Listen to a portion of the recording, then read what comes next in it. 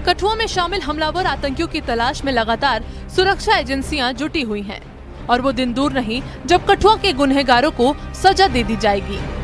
हमला मामले में न सिर्फ हमलावर आतंकियों को तलाशा जा रहा है बल्कि उनके मददगारों की भी तलाश की जा रही है। कठुआ हमले को लेकर संदिग्ध 10 लोगों को हिरासत में ले लिया गया है। एक ओवरग्राउंड वर्कर की तलाश जारी है। हमला मामले की जांच में एनआईए जुट गई है और घटना स्थल पर जाकर एनआईए की टीम ने जांच भी की है। बता दें, सोमवार को कठुआ के बदनुता गांव में आतंकियों ने हमला किया था। आतंकियों ने सेना की गाड़ी पर अंधाधुंध फायरिंग की थी। हमले में सेना के 5 जवान शहीद हो गए और 5 घायल हो गए।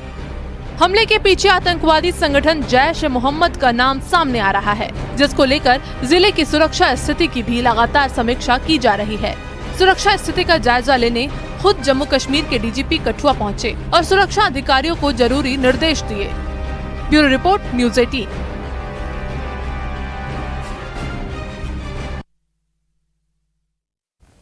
और इस खबर पर इस वक्त की ताजा जानकारी के साथ हमारे साथ जुड़ चुके हैं हमारे संवाददाता राजन वैद जम्मू से। राजन, कितना अहम है ये जो अब कार्रवाई हो रही है और जिस तरह से लगातार तलाशी अभियान को तेज किया गया है, जो OWG हैं, ओवरग्राउंड वर्कर्स, उनके OGW, उनकी तलाश की जा रही है, किस तरह से ये तमाम चीजें हो रही हैं राजन?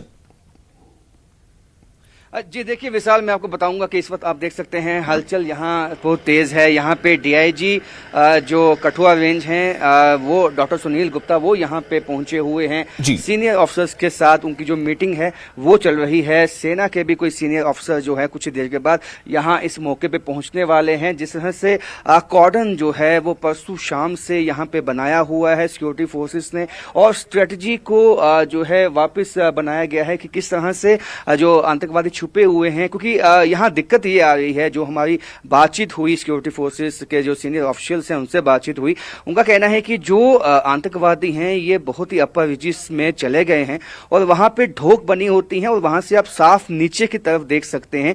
वहां यानी कि वहां से छुप के जो है ऊपर पहुंचना ढोक तक जो है वो इतना आसान नहीं रहता है और ऐसे में आतंकवादी आपको जो है वो क्लियरली देख सकता है, यानी कि उसमें ज्यादा नुकसान होने की संभावना जो है वो सिक्योरिटी फोर्सेस की जो है वो रहती है। तो ऐसे में स्ट्रेटजी को इस तरह से बनाया जाएगा ताकि किस तरह से आतंकवादियों को चकमा देना है, क्योंकि इसमें यह भी बात निकल के आई है कि ये पाकिस्तानी जो बॉर्डर एक्शन टीम है, जो उसके उनके ट्रेन कमांडोज हैं, उनकी भी इन्वॉल्वमेंट इसमें इस तरह के हमले में हो सकती है। क्योंकि जिस तरह से प्लानिंग की गई है इस हमले के पीछे और जिस तरह से इनका मॉडस ऑपरेंडी रहा है, तो ये लगता है कि इसमें जो लोकल गाइड हैं उनसे पूछताछ जो है वो होगी। जो लोग डिटेन किए गए हैं और एक OGW जिसको चिन्हित किया गया है वो अभी पुलिस की अभी छुपा हुआ है, उसकी भी तलाश जो है वो पुलिस की तरफ से की जा रही है। लेकिन ऐसे में जो यहाँ पे जो चैलेंजेस ये हैं कि जो जंगल वॉरफेयर है इसमें एक्सपर्टीज होना विशाल बहुत इंपॉर्टेंट होता है।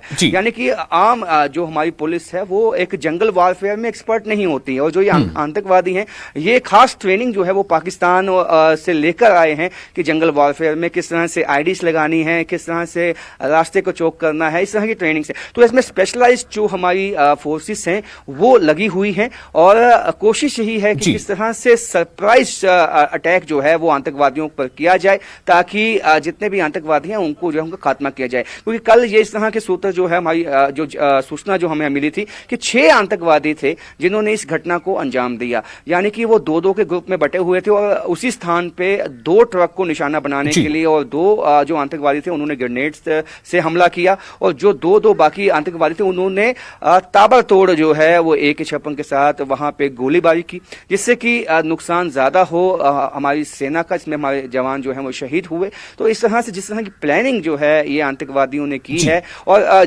यहाँ से ये भागने में जिस तरह से वो भागे हैं और उनको ये मालूम था कि कितनी रिजिस जो हैं वो पहाड़ी से नीचे आती हैं और ये पहाड़ी और ये भी बता दूं कि जो ये पहाड़ी अगर आप 2 घंटे पहाड़ी से ऊपर चले तो आप ऐसे स्थान पे पहुंचते हैं कि आप कहीं भी जा सकते हैं। यानी कि यहाँ पे डगर नाला है, आप उसकी तरफ भी जा सकते हैं, दूसरी तरफ जो है आप कठुआ के जो इंटरनेशनल बॉर्डर है वहां भी जा सकते हैं।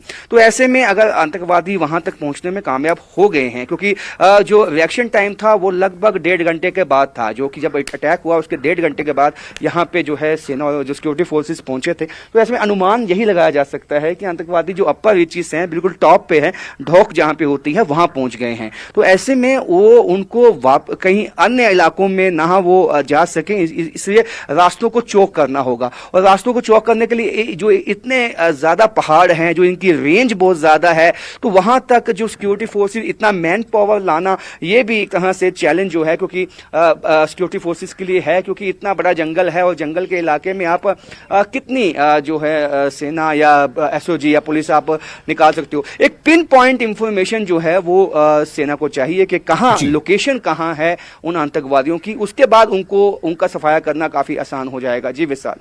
जी राजन, एक और अहम सवाल है यहाँ पर, चूंकि अब ये उस वाक़े के बाद की कार्रवाई है, ऐसे में जो खबरें थी कि कुछ जो उनके समर्थक थे, जिन्हें हम ओवरग्राउंड वर्कर्स के नाम से भी जानते हैं, करीब क्या 8-10 लोगों को हिरासत में लिया गया है? क्या ये भी जानकारी मिल रही है कि जो लोग हिरासत में लिए गए उनमें से कुछ वाकई ऐसे हैं जिनसे कुछ अहम सुराग मिल सकते हैं?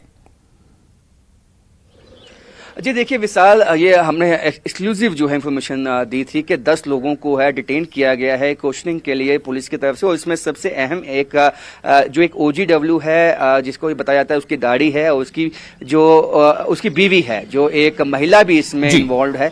उन दोनों के पास स्मार्टफोन है, और स्मार्टफोन भी बहुत महंगे स्मार्टफोन है।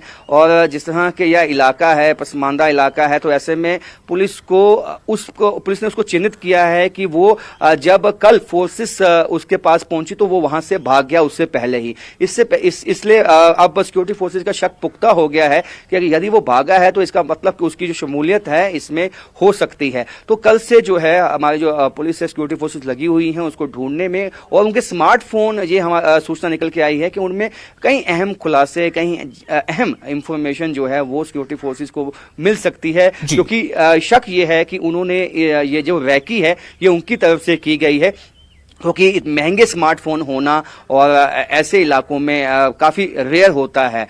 तो ऐसे में उनके पास स्मार्टफोन्स थे काफ़ी देर से, और वो उससे जो है किस तरह इसके वीडियोस उन्होंने बनाए, किस तरह की रेकी की, वो इंफॉर्मेशन पुलिस को चाहिए, सिक्योरिटी फोर्सेस को, और वो तभी मिलेगी जब वो उनको ढूंढ लेंगे।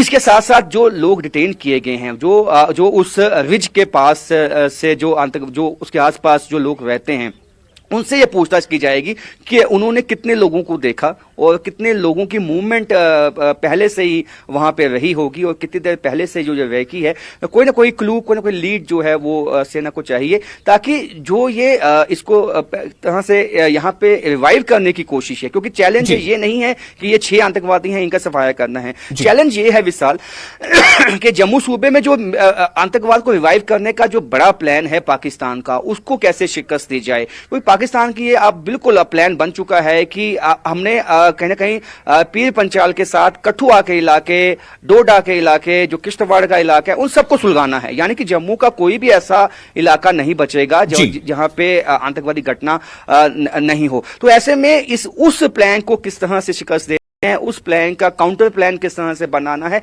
यह बड़ी चुनौती है। बिल्कुल राजन।